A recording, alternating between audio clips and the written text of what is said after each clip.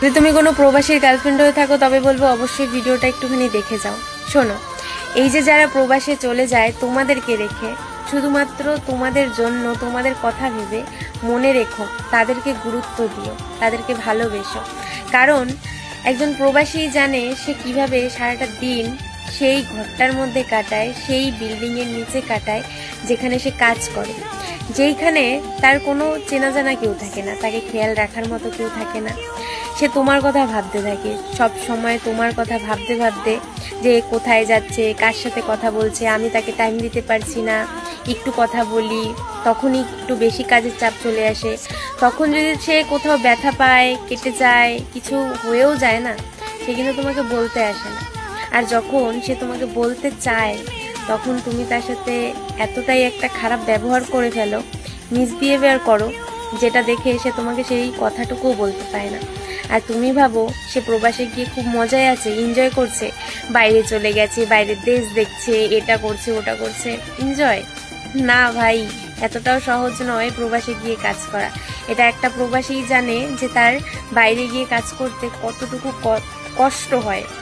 তো একটা কথাই বলবো, যদি তুমি কোনো প্রবাসীর গার্লফ্রেন্ড হয়ে থাকো তবে তাকে নিঃসন্দেহে ভালোবাসো, কারণ সে তোমার জন্যই এত কিছু করছে, বুঝলে? सहरा से जाके घोड़ी चढ़ के जब तुम आओगे तो जानते हो क्या होगा? क्या? हमारे गली के कई घरों में चूल्हों पे रोटियां जल जाएंगी। क्यों? सारी लड़कियां दूल्हे को देखने छतों पे जा जाएंगी। सहरा से जा হে মহাদেব, তোমারই ভক্ত তোমারই ঘরে অন্য কারোর জন্য কান্না করে, তোমারই ভক্ত তোমারই ঘরে অন্য কারোর জন্য কান্না করে। বাইরের লোক হোক, ঘরের লোক হোক, কিংবা প্রিয় মানুষ, সবাই শুধু ছেলেদেরকে ইউজ করে, কান্না করায়, ভালো কেউ বাসে না। মহাদেব তুমিই বলো, ছেলেদেরকে কি শুধু টাকা ইনকাম করার জন্যই পাঠিয়েছিলে?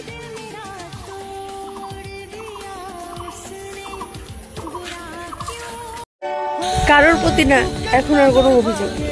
এখন আমাকেই ভালো লাগে, আমি আমাকে দেখেই বিরক্ত হয়ে যাই, কাউকে নিয়ে কোনো অভিযোগ নেই।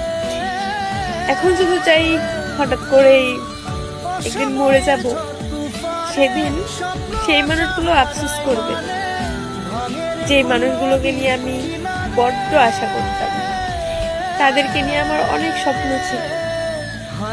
কিন্তু ওই যে কথায় আছে না, মানুষ থাকতে গুরুত্ব দেয় না, তখন হয়তো সেই মানুষগুলো আমায় নিয়ে আলোচনা করবে, যেদিন আমি মানুষটাই আর পৃথিবীতে থাকবো না।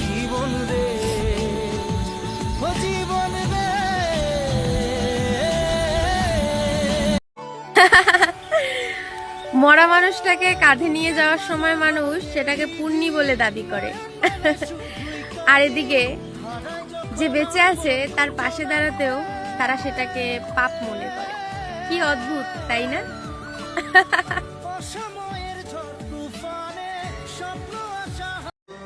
যদি তুমি কোনো ড্রাইভার হয়ে থাকো তবে বলবো অবশ্যই আমার শায়রিটা শুনে যাও। আজকে ড্রাইভারদের জন্য একটা শায়রি বলতে চাই, যদি ভালো লাগে like, comment, share and follow করে দিও।